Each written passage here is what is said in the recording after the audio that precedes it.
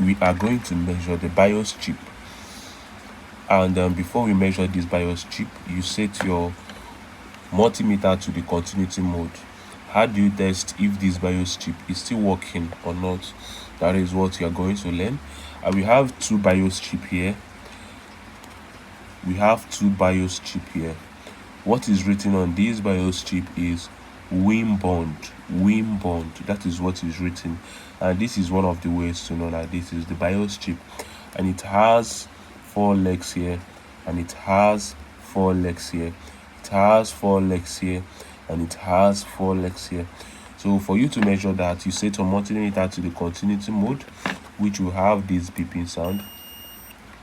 Now simply what you're going to do is keep one of your probe wire to the ground, come with your second probe wire to the first leg.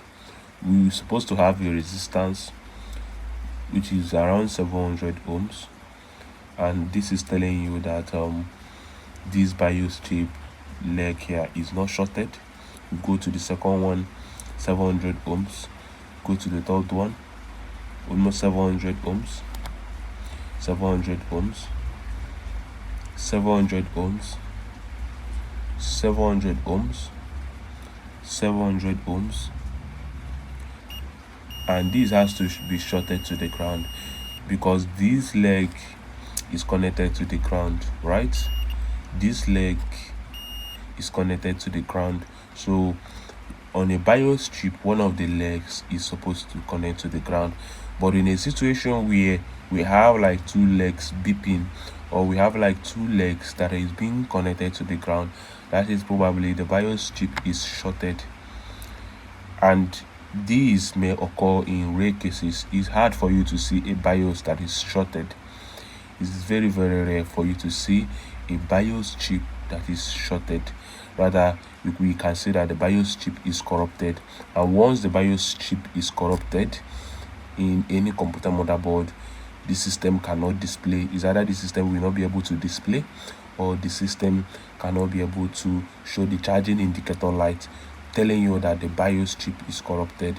So let's go to the second one. We start by measuring the first leg here. 700 ohms, 700 ohms, okay, this one is giving us 700 ohms.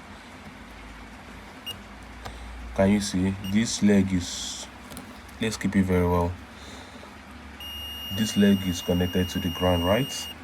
I will go to this one,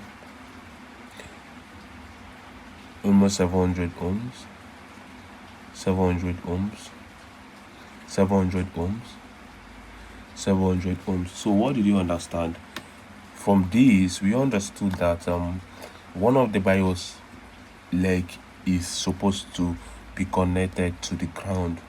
So if you are testing the BIOS chip, now let's say you have identified the BIOS chip.